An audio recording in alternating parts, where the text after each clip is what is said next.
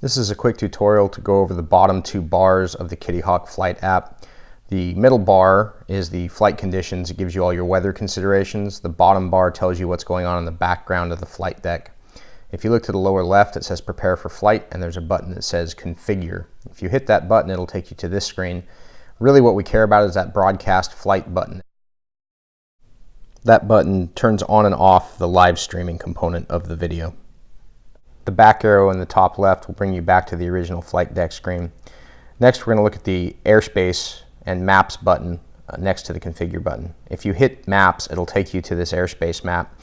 You can zoom out and move around, and you'll see the facilities grids. These are the grid marks that our JCOA is built off of, and each of those gives you specific altitudes that you can fly in. If you touch the screen, it'll drop a pin, and on the left you can swipe up and it'll pull up a section that says facilities maps. If you touch more on the facilities maps, you'll see down below it'll give you all the information that you need about that map. In this case, you can see that while the altitude is permissible to 400 feet, LANC authorization for Part 107 is not allowed, so you would need to call the facility specifically.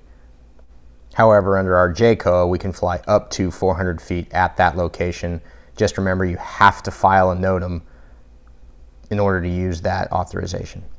If you close that down and toggle over to weather, you'll see all of your weather considerations that you need to look at, which is a great way to double check your weather before you start flying. If you zoom back out, you'll notice that the maps come in different grid colors. That has to do with LANC authorization. The gray grids are not accessible by LANC. The multicolored grids are accessible by LANC, and those colors give you an idea of altitude specifically. And you'll notice SAC International is an all red grid, which means effectively you can't fly there without contacting the tower directly. Now, under our JCOA, we actually use these grids as a way to pick out our altitudes for authorization. So don't worry so much about the color. However, by dropping a pin and pulling up the information on the left side, it will give you the maximum allowable altitude within that grid that you can fly under our JCOA.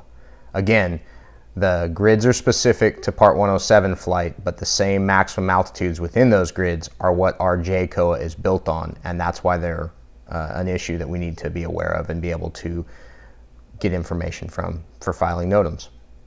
As another example of this, if we zoom in on an area with a colored grid and drop a pin and then pull up the information on the left, you'll see that when we hit more under facilities maps, it tells us that there is an authorization to 200 feet, and with coordination we can go to 400 feet. And what that really means is if you call the tower and get authorization, they'll give you up to 400 feet. For our JCOA, that 200 feet is the limit to where we can fly there without contacting the tower directly to ask for additional altitude. So if we zoom back out and pan over to an area without a grid and drop a pin and swipe up from the left, you'll see initially what it says is let's fly. And what that's saying is that there are no restrictions here, that you're good up to 400 feet. And you're not in any sort of restricted airspace. In this case, if you toggle over to weather, you'll notice that there's a red bar under fog advisory. Even though the visibility says 10 statute miles, that bar underneath it should be something that you pick up on. They're color coded. Yellow generally just means it's kind of a warning, and red means it's an issue and you need to address it. That's not always terribly accurate the way it's pulling this weather down. You always want to confirm the weather with your eyeballs, but this is a really good way to double check your weather before you start your flight. From here on the top left, there's a back out arrow that will take you back to the original flight deck. Another option you have from here is to go back into your maps section, and you can actually search specifically by location. So over on the left, I can start typing the address for admin, and it'll do an auto search. Eventually, when you locate it, you can touch it, and it'll drop you right into the middle of that area. Now, if we swipe up on the left, you'll see it's authorized for 0 feet. If you hit more, it says that LANC is unavailable. So what that tells us is to fly at admin, we have to call the tower. If I zoom in and just move the pip over a little bit, you'll see that it produces a lat long on the left. That's useful reference information. At this point, if you connect an aircraft, that configure button down the lower left will change to fly, and when you touch that button, it'll open up the flight deck and you'll be ready to complete your mission. So this again was just a brief tutorial to help you understand some of the assistive features that Kitty Hawk has. That weather and that flight map authorization area is a really important part for us. We want to make sure that we're staying within the bounds of our COA.